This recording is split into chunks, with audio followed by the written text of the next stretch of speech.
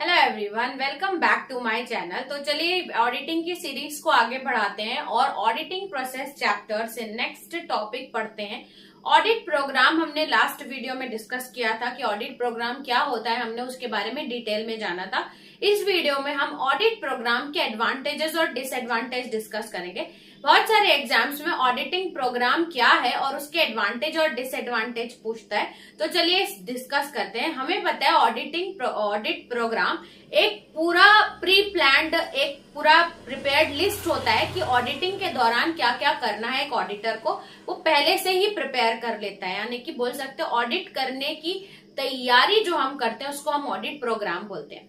अब audit programme बनाने के क्या एडवांटेज होते हैं उस पर बात करते हैं। यहाँ मैंने टोटल 10 पॉइंट लिखे हुए हैं, मैं आपको एक्सप्लेन करूंगी, फिर आप अपने लैंग्वेज में इसको अपने हिसाब से आप अपने लैंग्वेज में लिख सकते हैं। ठीक है, तो 10 पॉइंट में मार्क्स पे डिपेंड करता है कितने मार्क्स का क्वेश्चन है, उस हिसाब से आप आंसर लिख सकते हैं।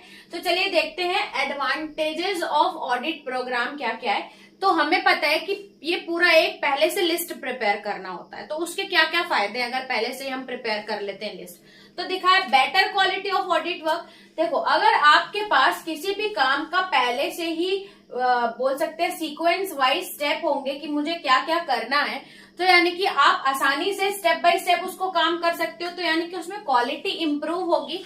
दूसरा, helps in maintaining close supervision. अगर आपके पास टास्क डिवाइडेड है, कौन क्या काम करेगा, कैसे काम करेगा, तो यानी कि आप सुपरविजन यानी कि नजर रख सकते हो कि सही से काम हो रहा है कि नहीं। उसके बाद हेल्प्स इन प्रॉपर मॉनिटरिंग, वही मॉनिटरिंग यानी कि आप नजर रख सकते हो कि जैसे मैंने प्लान किया था उसके अकॉर्डिंग काम हो रहा है या नहीं। उसके बाद नेक्स्ट लिख सकते हो helps to ensure smooth conduct of audit. अब आपके पास पहले से ही प्लान लिस्ट है कि स्टेप बाय स्टेप मुझे क्या क्या करना है, तो इसमें कुछ मिस होने के चांसेस कम होंगे क्योंकि आप सीरीज वाइज काम करोगे, तो यानी कि स्मूथली काम आपका हो जाएगा ऑडिटिंग का। फिर आता है फिक्सेस रिस्पॉन्सिबिलिटी। जब भी आप ऑडिट प्रोग्राम बनाते हो तो आप ये डिसाइड कर लेते हो कि कौन सा काम कौन सा क्लर्क या आपके कौन से जो साथ में कलीग जो रहते हैं वो काम करेंगे, यानी कि आपके अंडर जो काम कर रहे हैं वो आप काम को डिस्ट्रीब्यूट कर देते हो। तो ऑडिट प्रोग्राम रिस्पॉन्सिबिलिटी फिक्स करने में भी मदद करता है। ठीक है, तो ऑडिट प्रोग्राम अगर जब आप बनाते हो तो आप आगे पीछे सब सोच के बनाते हो कि कैसे मुझे काम करना है। तो इसमें अगर कुछ मिस्टेक या कुछ शॉर्ट कमिंग रहती है उसको भी ओवरकम करने में मदद करता है। That is reveals short coming, बताता है कि क्या क्या गलती होने की संभावना है, ये सब। ठीक है, अगर आपके पास ऑडिट प्रोग्राम प्रिपेयर्ड है तो आप उसको देख के स्टेप वाइज काम करते जाओगे, तो एक गाइड की तरह भी मदद करता है, ये भी एक एडवांटेज ले सकते हो। उसके बाद अगर आप सीक्वेंस में काम कर रहे हो तो आपका काम चलते आ रहा है 1 2 3 ऐसे करके, यानी कि आप बराबर काम करते आ रहे हो, तो इसमें जो थ्रेड है काम करने का जो फ्लो है वो कभी चूकता नहीं है, आप आसानी से काम करते जाते हो। फिर आता है helps to complete audit work. अब आपने पूरा प्रोग्राम बना लिया, कब काम करना है, कितने बजे करना है, कैसे करना है, क्या कब कितने दिन तक का टाइम लगेगा, तो आप ये बोल सकते हो कि ये वर्क जो है वो टाइम पे कंप्लीट हो जाएगा। फिर बात करते हैं acts as a future guide. Future guide यानी कि अगर कभी कुछ लीगल मैटर हो जाते हैं या कंपनी किसी ऑडिटर को स्यू करती है, तो इस केस में क्या कर सकते हैं, वो ऑडिट प्रोग्राम एक प्रूफ हो सकता है कि यानी कि लीगल मैटर्स या फ्यूचर में कभी भी अगर कुछ डॉक्यूमेंटेशन की जरूरत पड़ती है तो ऑडिट प्रोग्राम काम आता है। ठीक है, तो ये थे टोटल 10 पॉइंट जो आप ऑडिट प्रोग्राम के एडवांटेज में अपने मन से आसानी से एक्सप्लेन करके लिख सकते हो। अब जब ऑडिट प्रोग्राम के इतने फायदे देख लिए तो चलिए देखते हैं कि ऑडिट प्रोग्राम की डिसएडवांटेज क्या होगी।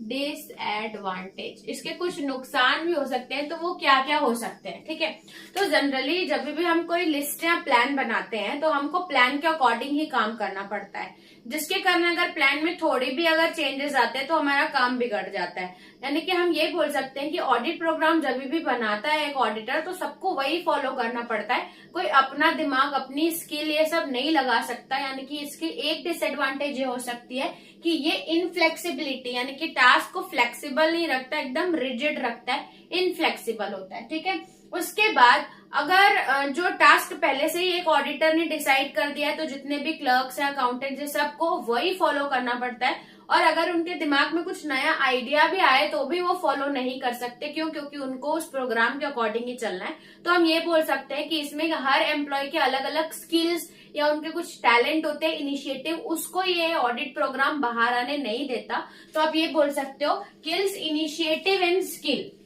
ठीक है।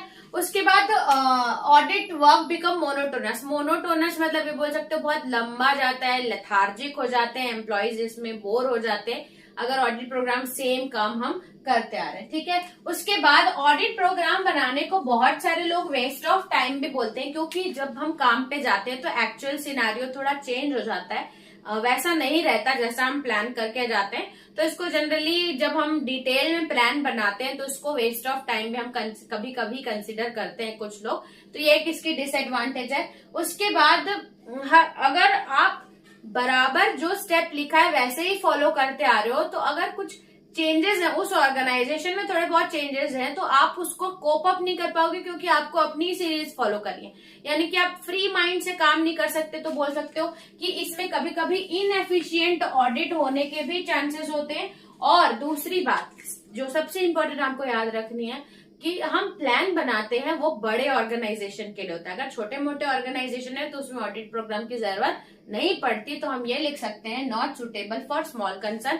जितने भी स्मॉल ऑर्गेनाइजेशन है उनके लिए ऑडिट प्रोग्राम सुटेबल नहीं होता। इसमें बहुत ज्यादा टाइम लगता है, थोड़ा बहुत कॉस्टली भी होता है और इनएफिशिएंटली काम होता है, इनिशिएटिव नहीं होता, इनफ्लेक्सिबल, ये सब सारी चीजें हम लिख सकते हैं। ठीक है।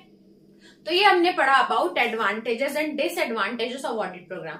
बहुत सारे ऐसे क्वेश्चन या बहुत सारे ऐसे एग्जाम्स होते हैं जिसमें आपको पूछा जाता है कि हम कैसे अपने ऑडिट प्रोग्राम को अच्छा कर सकते हैं और एफिशिएंट बना सकते हैं। तो यहाँ पे कुछ पॉइंट्स आपको स्क्रीन में दिख रहे हैं। इसमें लिखा है कि कैसे हम ऑडिट प्रोग्राम को इम्प्रूव कर सकते हैं। सबसे पहला कि आपको ऑडिट प्रोग्राम को थोड़ा बहुत फ्लेक्सिबल रखना चाहिए। और सेकंड आप लिख सकते हो इसके बारे में कि इसमें न्यू एम्प्लॉयज के इनिशिएटिव को भी वेलकम करना चाहिए, ताकि हम ऑडिट में और नए स्किल्स हम ऐड कर पाए। और आप इसमें लिख सकते हैं कि इसमें जो टाइम फ्रेम है उसको थोड़ा एडजस्ट करना चाहिए, फ्लेक्सिबिलिटी होनी चाहिए। और तीसरा, इसमें सारे एस्पेक्ट्स कवर हो पाए इस तरीके से सीक्वेंस बनाना चाहिए।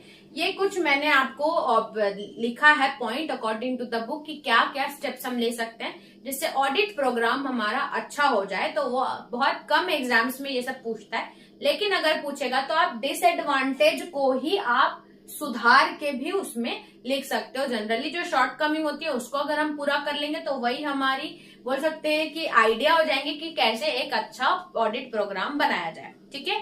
तो ये थी हमारी video about advantages and disadvantage of audit program. अगर आपको कोई और भी सब्जेक्ट्स चाहिए तो आप कमेंट में लिख सकते हैं। इस वीडियो में इतना ही रखते हैं, तब तक के लिए थैंक्स फॉर वॉचिंग।